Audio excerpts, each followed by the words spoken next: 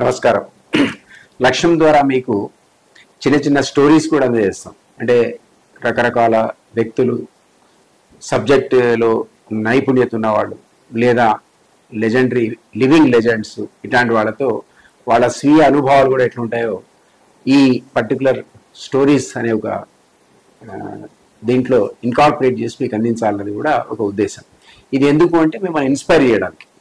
చాలామందికి ఎంతో ఎబిలిటీ ఉంటుంది కానీ సెల్ఫ్ కాన్ఫిడెన్స్ ఉండదు, తమ మీద తమకు నమ్మకం ఉండదు. ఆంజనేయుడు గురించి చెప్తారు కదా, ఆయనకు తనకున్న శక్తి తనకు తెలియదు, ఎవరో గుర్తు చేస్తే తప్ప అని అన్నట్టుగా ఈ సముద్రాన్ని నేను దూకగలుగుతానని అనుమానం వస్తే అందరు చెప్తారట, నీకెంత లెక్క కాదు, నువ్వు దూకకపోవడం ఏంటంటే అప్పుడు ఆయన తన యొక్క శరీరం యొక్క పరిణామాన్ని పెంచి ఒక్కసారిగా లంఘించి సముద్రం దాటుతాడంటారు. కాబట్టి ఆ విధంగా ప్రతి వ్యక్తిలో కూడా ఒక శక్తి ఉంటుంది. ఈ శక్తిని మనం ఏ విధంగా సానపెట్టాలి, ఏ విధంగా వాడాలి అన్నది మన యొక్క అది తెలివి. ఆ తెలివిని మనం చాలా సందర్భాల్లో విస్మరిస్తాం. మన నైపుణ్యం మీద, మన శక్తి మీద మనకు నమ్మకం ఉండదు, ఇతరుల మీద ఆధారపడతాం. ఆ విధంగా కాకుండా మన మీద మనకు నమ్మకం అనేది ఉండాలి. చాలా సందర్భాల్లో కూడా మన క్లాస్ రూమ్లో చెప్పే లెక్చర్స్ కానీ, మన పాఠ్యాంశాల్లో పెట్టుకున్నటువంటి అంశాలు కానీ మనం ఇగ్నోర్ చేస్తాం, వాటిని పట్టించుకునే ప్రయత్నం చేయం. ఎందుకంటే అవి ఎందుకు మనకి వస్తాయో మనకు లైఫ్లో మనకు అర్థం కాదు, చదువుకునే టైంలో అసలు అర్థం కాదు. మీకు చిన్న ఎగ్జాంపుల్ లాగా, చిన్న స్టోరీ లాగా చెప్తా. నేను చిన్నప్పుడు చదువుకునే సందర్భంలో బహుశా వర్డ్ వచ్చి ఉంటుంది కానీ 10th క్లాస్ వరకు దాన్ని అసలు పట్టించుకున్నట్టు లేదు.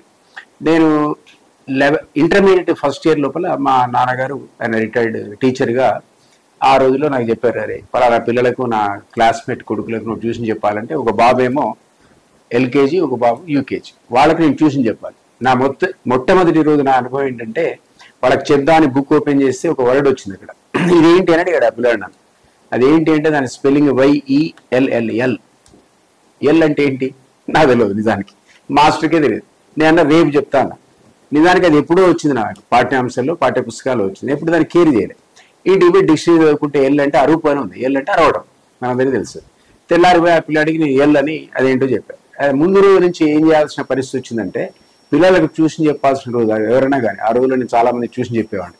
అది ఎల్కేజీ వాళ్ళకు, యూకేజీ వాళ్ళకు, అదేవిధంగా 9th క్లాస్ వాళ్ళకు, 10th క్లాస్ వాళ్ళకు, ఇంటర్మీడియట్ వాళ్ళకు కూడా. డిగ్రీలో పోయినాక ఇంటర్మీడియట్ వాళ్ళకి ట్యూషన్ చెప్పడం మొదలుపెట్టారు. సో కంపల్సరీగా ముందు రోజు ప్రిపేర్ అయ్యి ఆ లెసన్ వాళ్ళకి చెప్పాల్సిన పరిస్థితి వచ్చేది. ఎందుకంటే ఆ వర్డ్స్ మనం చదువుకోవాల్సిన సందర్భంలో మనం చదువుకోలేదు, ఇప్పుడు ట్యూషన్ చెప్పాల్సిన కంపల్షన్ క్రియేట్ అయ్యేది కాబట్టి చదువుకోవాల్సిన పరిస్థితి పడేది. అది ఏ రకంగా ఉపయోగపడేది అంటే, నాకు నేను మళ్ళీ service commission examination group 2 exams రాసేటప్పుడు, ఫారెస్ట్ సర్వీస్ ఎగ్జామ్స్లో రాసేటప్పుడు ఆ పిల్లలకు చెప్పిన మ్యాథమెటిక్స్ వల్ల నాకు 100కు 100% మార్క్స్ వచ్చాయి. ఆ పిల్లలు చెప్పిన గ్రామర్ వల్ల నాకు ఆల్మోస్ట్ 85 మార్క్స్ ఇంగ్లీష్లో వచ్చాయి.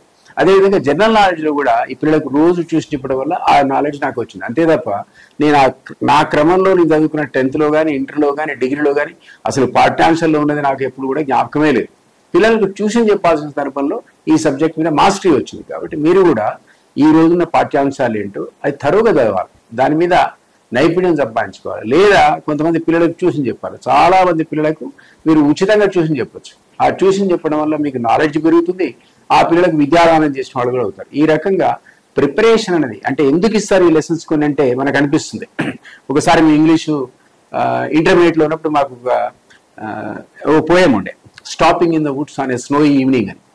అంటే మాకు నిజంగా కూడా తెలియదు, అది ఫేమస్ పోయం. అది అంటే ఆయన రాసుకుంటాడు ఆ పోయిట్ అంటే, ఈ అడవుల యొక్క అందాన్ని చూసి నాకు ఇక్కడే ఆగిపోవాలని ఉంది అంటాడు.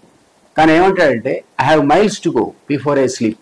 ఆ చివరి వాక్యాలు ఏంటంటే, అక్కడ ఆగలేరు, ఏది చూసినా ఏది మీకు అట్రాక్షన్ ఉన్నా ఇది అక్కడ ఆగలేరు. Because you have to travel, you have to fulfil promises.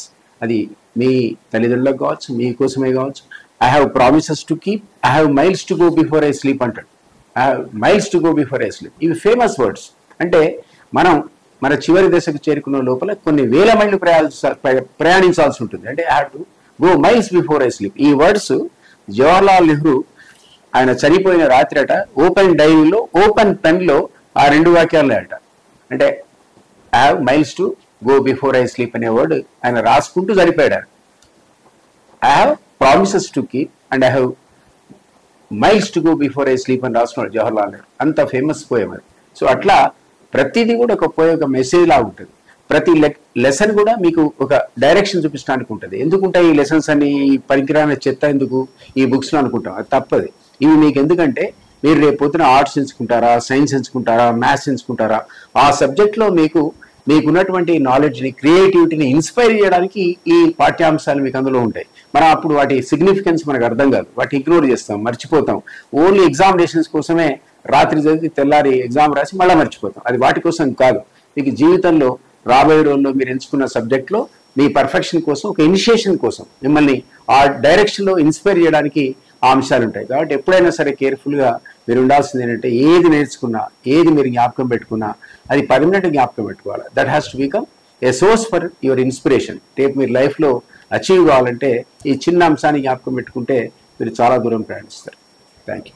Please subscribe to Laksham YouTube channel and also please share with your friends and relatives.